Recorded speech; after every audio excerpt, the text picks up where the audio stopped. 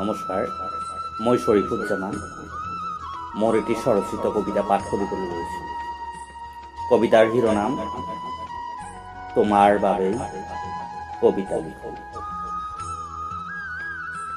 মনত নাই জানো তোমাৰ তাহানিৰ কলেজীয়া দিনবোৰলৈ? কৃষ্ণচূড়া জোপাৰ তলত বহি কৰিছিলোঁ কিমান যে সুখ দুখৰ আলাপ।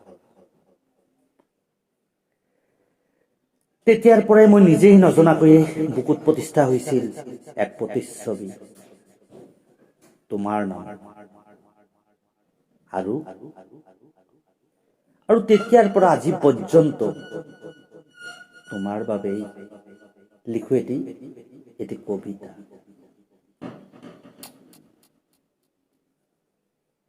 যদিওবা দূৰৈত আছা, তথাপিও অনুভৱে চুই যায় হিয়া। লিখি যাওঁ হে প্ৰতি প্ৰহৰ কিংবা ৰজনী কবিতা, কেৱল তোমাৰ বাবে।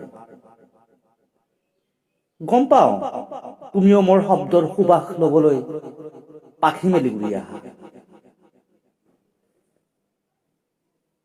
গম পাওঁ তুমি মোৰ শব্দৰ সুবাস লবলৈ পাখি মেলি উৰি আহা। শব্দবোৰ ক'ৰ পৰা আহে, কেনেকৈনো লিখো মন গহনত কথাবোৰ শিহৰিত হয়। তেতিয়াই শব্দবোৰ কবিতা হৈ নগৈ, কেৱল তোমাৰ বাবে। ধন্যবাদ।